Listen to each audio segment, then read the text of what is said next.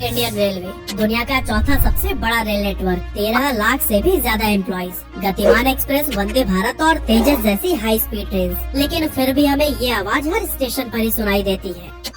कृपया ध्यान दीजिए, वाराणसी जोधपुर मरुधर एक्सप्रेस अपने निर्धारित समय 12:05 से 2 घंटे 50 मिनट की देरी से प्लेटफॉर्म नंबर 4 पर आएगी। पिछले साल सिर्फ 7 महीनों के अंदर ही Indian train 1 crore 27 lakh minute late हुई थी, जो लगभग 24 साल के बराबर का समय है। लेकिन अब सवाल यह है कि आखिर कई सारी सुपर फास्ट ट्रेन होने के बावजूद भी इंडियन ट्रेन इतना स्लो क्यों चलती है और हमेशा लेट ही क्यों हो जाती है। आज के इस वीडियो में हम सब कुछ जानने वाले हैं।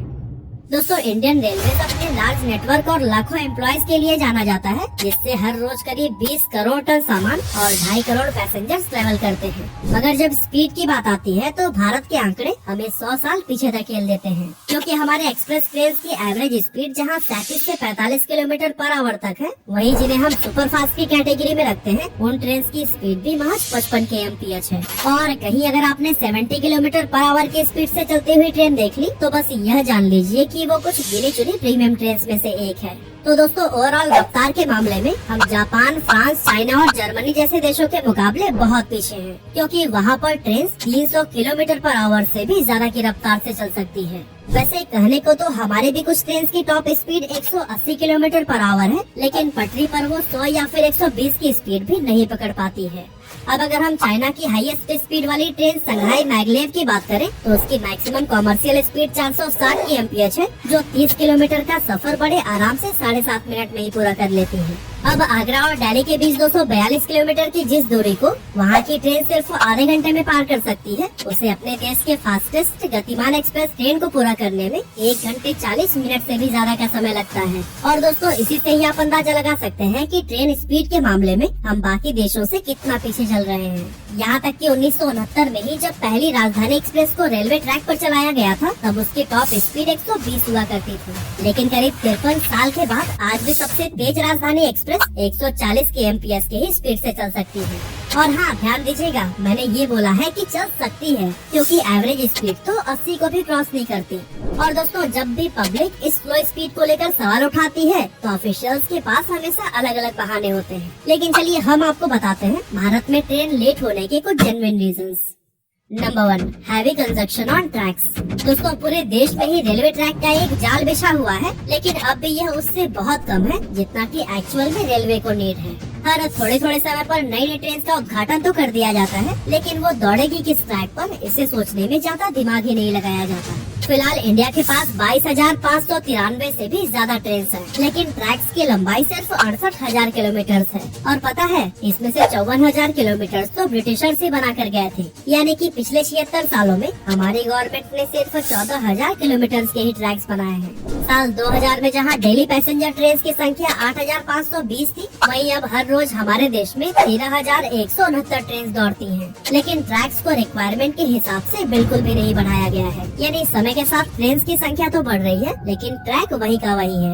और यही वजह है कि किसी ट्रेन को आगे बढ़ाने के लिए दूसरी ट्रेन को रुक कर इंतजार करना पड़ जाता है, और फिर नतीजा यही सामने आता है कि हमारी ट्रेन घंटों लेट हो जाती है। Number 2, poor infrastructure. दोस्तों, पुअर इंफ्रास्ट्रक्चर की वजह से ट्रेन की स्पीड पर कई तरह के इम्पैक्ट पड़ते हैं। इंडिया में बहुत सारे ऐसे आउटडेटेड ट्रैक्स हैं जिन्हें रिपेयर या फिर सीधा रिप्लेसमेंट की जरूरत है। अगर हम नए रेलवे ट्रैक की एवरेज लाइफ देखें तो वो 25 से 30 सालों तक की होती है, लेकिन हमारे यहाँ तो 50 साल से भी ज्यादा पुराने ट्रैक्स मौजूद हैं, जिन पर ट्रेन को चलाना काफी खतरनाक हो सकता है। इसके अलावा पुअर इंफ्रास्ट्रक्चर की वजह से ट्रेन की स्पीड पर कई तरह की टेम्पररी या फिर परमानेंट रेस्ट्रिक्शंस लगाए जाते हैं, जैसे कि पुराने ब्रिज पर स्पीड को स्लो डाउन करना, खराब ट्रैक की लगातार चलने वाले मरम्मत की वजह से ट्रेन की स्पीड कम करना, या फिर घनी आबादी वाले शहर को पार करते हुए धीमा चलना। इस तरह के कई सारी रुकावटें हैं जिसकी वजह से हमारी ट्रेन कभी भी टाइमिंग के साथ मैच नहीं कर पाती। अब एक नजर हम जापान की ट्रेन पर डालें तो वहाँ की सारी ट्रेन बुलेट नहीं है, बल्कि वहाँ पर भी बहुत सारे नॉर्मल एक्सप्रेस ट्रेन हैं, जैसे कि सुपर हिटाची एक्सप्रेस, जिसकी स्पीड 130 किलोमीटर पर आवर की है। लेकिन वहाँ का इंफ्रास्ट्रक्चर ऐसा है कि वो ट्रेन अपनी हाई स्पीड पर भी चल सकती है। अब हमारे पास वंदे भारत एक्सप्रेस की तरह 180 की रफ्तार से दौड़ने लायक ट्रेन तो है, लेकिन उसे परमिशन 110 या फिर 120 किलोमीटर की रफ्तार से भी दौड़ने की नहीं है। और ऑन एन एवरेज यह ट्रेन सिर्फ 83 की ही स्पीड से चल पाती है।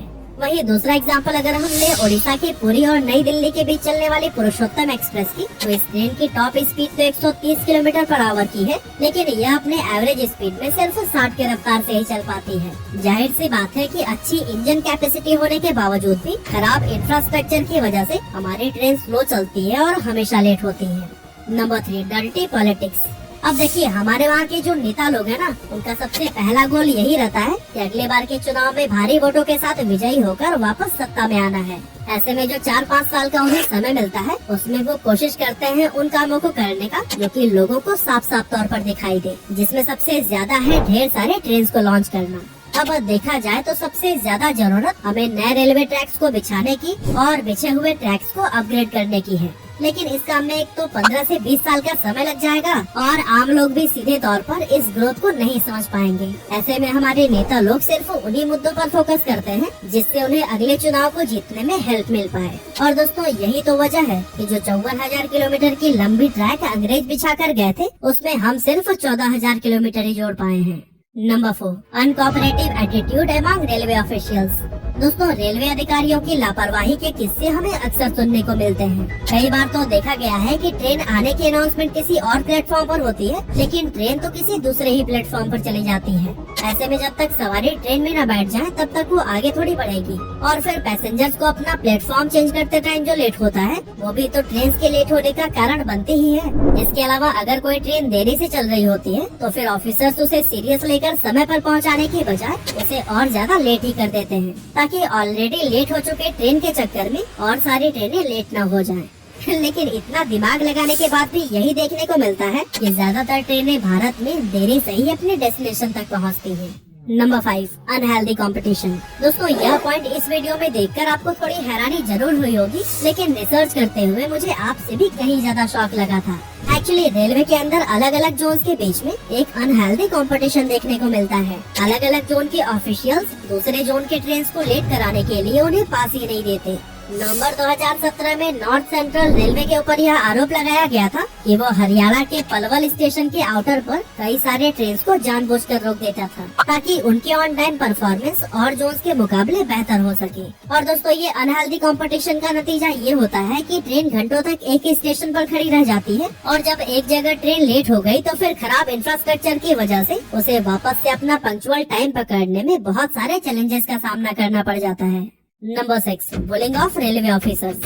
दोस्तों, रेलवे एम्प्लॉइज को लेकर एक और बहुत सीरियस कंप्लेंट हमेशा देखने को मिलती है कि बड़े अधिकारी अपने जूनियर्स के साथ तानाशाही वाला रवैया अपनाते हैं और वे लगातार उन पर मानसिक दबाव बनाकर काम करवाना चाहते हैं। देखा जाए तो एक स्टाफ को एक बार में एक ही ड्यूटी करने का नियम है, लेकिन बड़े अधिकारी उनसे उनके ऑफिशियल वर्क के अलावा अपने पर्सनल काम भी करवाते हैं। इस तरह के खराब रवैये की वजह से स्टाफ को हमेशा मानसिक तनाव से गुजरना पड़ता है और बैड वर्किंग एनवायरनमेंट में कभी भी कोई काम ठीक ढंग से या फिर समय पर नहीं हो पाता, क्योंकि जो समय अधिकारियों को रेलवे की सेवा में लगाना चाहिए उसमें से ज्यादातर समय वो इंटरनल पॉलिटिक्स में इन्वॉल्व होकर खराब कर देते हैं।